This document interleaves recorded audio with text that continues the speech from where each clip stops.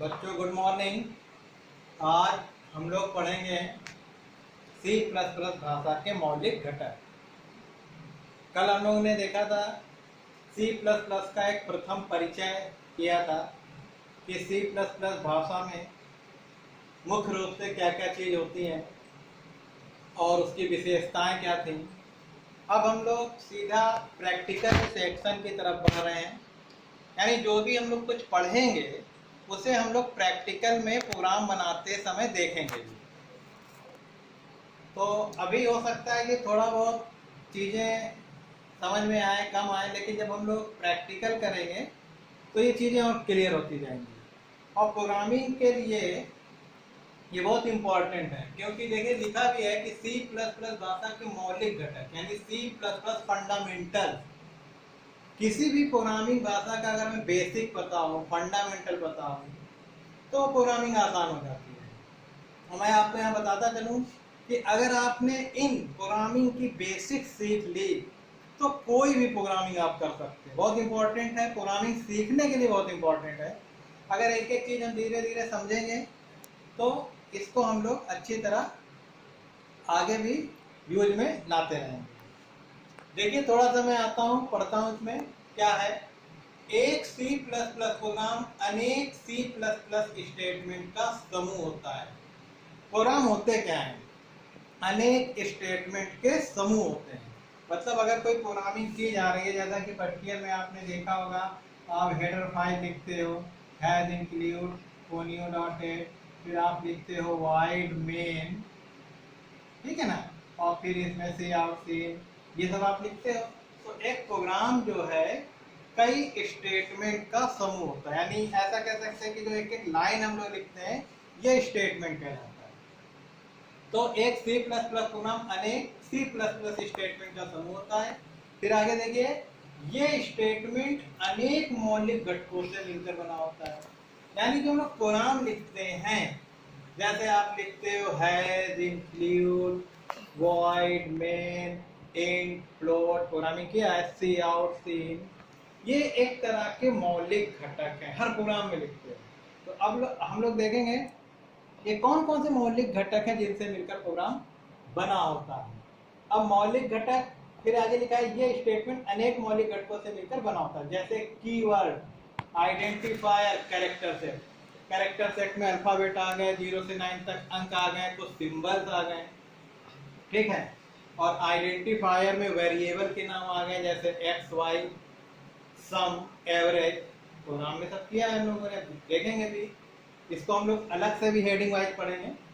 तो हमारा मौलिक घटक क्या हो गया, जैसे कीवर्ड। कीवर्ड में मैंने बताया था कि जैसे इंट हो गया, फ्लोट हो गया, वाइड मेन करते हो तो ये जो वाइड हो गया, ठीक है, इंक्लूड हो गया, ये सब कीवर्ड हो गया। आइडेंटिफायर में मैंने कहा कि जैसे वेरिएबल मानते हो, जैसे इंट एक्स कमा वाई, तो x और y क्या हो गए, आइडेंटिफायर हो गए, इंट क्या हो गया, ये कीवर्ड हो गया। ऐसे आप प्रोग्रामिंग करोगे और आगे हेडिंग वाइज भी आप धीरे से समझोगे। कैरेक्टर सेट, कैरेक्टर सेट मतलब कि प्रोग्राम में जो भी हम कैरेक्टर यूज कर रहे हैं, अल्फाबेट, कैपिटल, स्मॉल, 0 से 9, सिंबल, कोई भी सिंबल है, प्लस है, माइनस है, इक्वल के लिए हम लोग डबल इक्वल यूज करते हैं प्रोग्रामिंग में, ध्यान रखिए। और ये जो सिंगल वाला होता है ये होता है आपका असाइनमेंट ऑपरेटर, ठीक है, असाइनमेंट ऑपरेटर। और ये सब कुछ अलग अलग अभी आप आगे हेडिंग वाइज पढ़ोगे और बोर्ड एग्जाम में कुछ भी छोटे बड़े क्वेश्चन में आता है। आगे बढ़ते हैं। ये मौलिक घटक जिन्हें स्टेटमेंट की भांति आगे विभाजित नहीं किया जा सकता, टोकन कहलाते हैं। टोकन यह इंपॉर्टेंट है, टोकन मौलिक घटक ही है, यानी प्रोग्राम के ऐसे मौलिक घटक जिनको पुनः विभाजित नहीं किया जा सकता। यानी कुछ ऐसी चीजें जैसे इंट है, फ्लोट है, वाइड है, सी आउट है, सीन है, अब उनको आप दोबारा नहीं तोड़ सकते। तो ऐसे मौलिक घटक जिन्हें स्टेटमेंट की भांति आगे विभाजित नहीं किया जा सकता, टोकन कहलाते हैं। तो टोकन की परिभाषा ये होगी, जो कि इंपॉर्टेंट है। अब टोकन प्रोग्राम की अविभाज्य इकाई है, जब विभाजित नहीं कर सकते हैं तो अविभाजिका ही तो है ये, मतलब उसको हम पुनः विभाजित नहीं कर सकते। कौन कौन से टोकन होते हैं? C++ में निम्नलिखित टोकन होते हैं। कीवर्ड जैसे इंट, फ्लोट, वॉइड हमने बताया, आइडेंटिफायर अभी बताया जैसे एक्स वाई हो गया, स्थिरांक कांस्टेंट, वेरिएबल और स्थिरांक आप पढ़े हो गए, चर वेरिएबल, अचर वेरिएबल।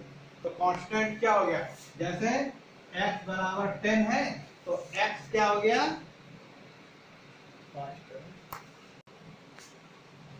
तो मैं ये कह रहा था कि x बराबर जैसे 10 लिखा है तो x क्या हो गया? आपका वेरिएबल हो गया, और 10 जो हो गया वो स्थिरांक कांस्टेंट वैल्यू हो गई। ये सब कुछ प्रोग्राम में आपको मिलेगा, अलग अलग से भी हम लोग थोड़ा आगे चल के देख लेंगे। स्ट्रिंग प्रोग्रामिंग में बेसिकली क्या होता है, अगर कोई भी चीज डबल कोट के अंदर लिखी है, कोई भी चीज, जैसे किसी का नाम है डबल कोट में लिखा, जैसे रवि लिखा, तो रवि अगर डबल कोट में लिखा है तो ये स्ट्रिंग हो गई। जैसे हम लोग लिखते हैं ना, cout enter the 2 number, लिखते हैं जैसे cout plus N enter the 2 number. तो ये डबल कोट से लेके और डबल कोट स्टार से लेके एंड तक ये आपका स्ट्रिंग कहलाता है, और ये प्रोग्राम में कहीं भी हो सकता है। धीरे धीरे प्रोग्रामिंग जब करेंगे तो स्ट्रिंग और भी जगह दिखाई देगा। जैसे एक लाइन हम लोग ये लिखते हैं, सी आउट सम बराबर, जहां डबल कोट में कोई चीज बंद हो गई, लिखते हैं ना सम बराबर जैसे गेट, ठीक है। तो ये डबल कोट के अंदर अगर कोई चीज लिखा है, मैंने फिर कहा कि एक एक हेडिंग फिर से आपको नोट जो भेजा है उसे नोट भी करना है और समझना ज्यादा है, क्योंकि अब जो हमें है थोड़ा सा मुझे मेन पॉइंट लिख के समझाना ज्यादा होगा। फिर ऑपरेटर, ये भी अलग से आएगा। बोर्ड में सबसे ज्यादा इंपॉर्टेंट अगर आया है ऑपरेटर, क्योंकि बड़ा सेक्शन है। अब ऑपरेटर आप पढ़ चुके मैथ के स्टूडेंट को या बायो के हो, हाई स्कूल तक तो सभी मैथ के पढ़ते ही हो। ऑपरेटर में क्या हो गया, नाम आपको समझना है, जैसे plus operator, minus operator, multiplication, division, modular division, बहुत तरह के ऑपरेटर होते हैं, जिनको गणितीय ऑपरेटर है, संबंधगत रिलेशनल ऑपरेटर है, लॉजिकल ऑपरेटर है।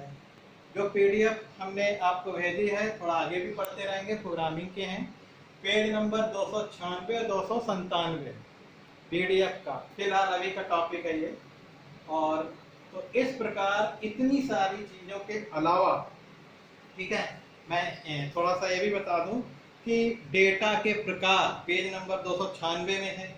डेटा के प्रकार जैसे इंट, फ्लोट, कैर, इनको अलग से हम लोग देखेंगे। इसके बाद वेरिएबल तथा एरे, वेरिएबल अभी बताया आएगा।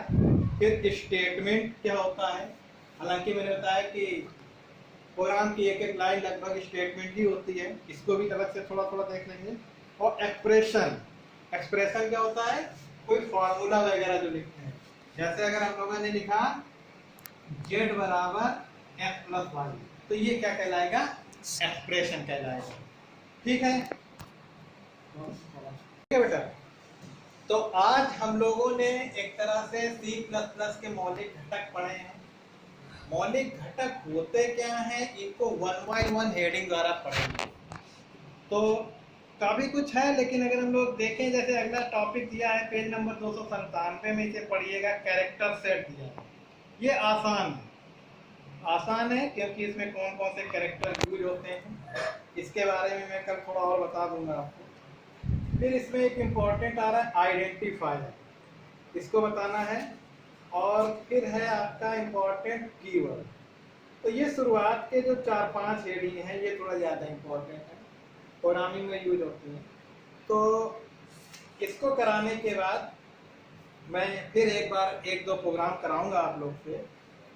और आज मैंने कल मतलब कहा भी था कल कि आप लोग पढ़ के प्रोग्रामिंग आइएगा, तो 1-2 दिन में प्रोग्राम बनेगा।